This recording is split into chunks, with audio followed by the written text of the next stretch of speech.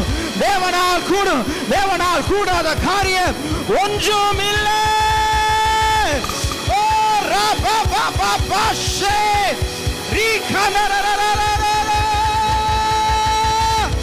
அற்புதத்தை செய்கிறவர், அடையாளங்களை செய்கிறவர், உங்கள் தேவைகளை அறிந்தவர், உங்கள் அற்புதத்தை அறிந்தவர், உங்கள் வியாதியை அறிந்த தேவன் அவர் இங்கே வந்துவிட்டார். இது உங்கள் அற்புதத்தின் நாள். இது உங்கள் விடுதலையின் நாள். இயேசு வீட்டில் இருக்கிறார், உங்க வீட்டில் இருக்கிறாரு. இந்த சபையில இயேசு இருக்கிறார்.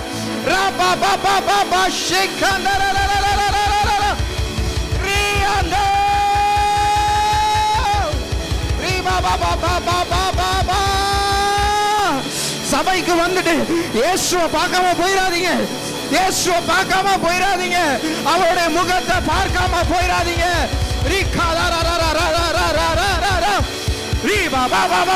விடுதலை உண்டாவதாக, இயேசுவின் நாமத்திலே விடுதலை உண்டாவதாக.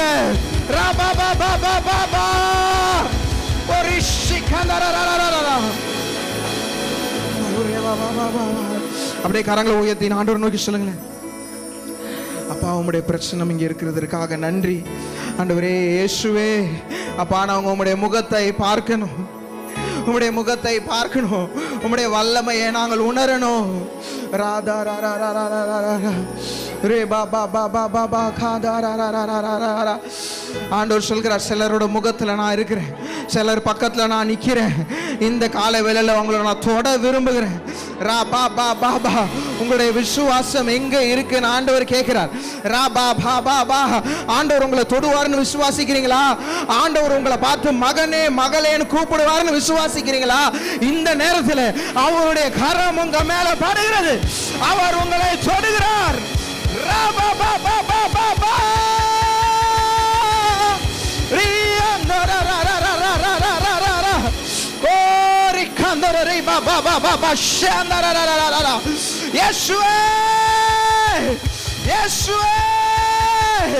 என்ன பார்க்காம போயிடாதீங்க, என்ன தொடாம போயிடாதீங்க. உங்களை விட மாட்டேன், என்ன தொடாத வரைக்கும் நான் உங்களை விட மாட்டேன். என்னுடைய வியாதியை மாற்றாத வரைக்கும் நான் விட மாட்டேன்னு சொல்லுங்க. ஆண்டவரை நோக்கி சொல்லுங்க, அப்பா என்னுடைய வாழ்க்கையை நீங்க மாற்றாத வரைக்கும் நான் விட மாட்டேன். இன்னைக்கு நான் என் படுக்கையை எடுத்துக்கொண்டு நடக்கணும், இன்னைக்கு நான் நடக்கணும். உலகம் என்ன செத்த போனமா பாக்குது, எனக்குள்ள உள்ள ஜீவன் நீங்க கொடுத்தது ஆண்டவரே. என்ன செத்த போனமா பார்க்க கூடாது. உமக்கென்று ஊழியம் செய்கிறவரா என்ன பார்க்கணும், உமக்கென்று ஓடுகிறவனா என்ன பார்க்கணும். நான் போய் வெளியில இருந்து ஆண்டவரே எனக்கு தெரிஞ்சவங்களை, ஆண்டவரே என் கூட உள்ளவங்களை, எங்க குடும்பத்தார புடிச்சு இழுத்துட்டு வந்துடுறோம் உங்களுடைய சமூகத்துக்கு.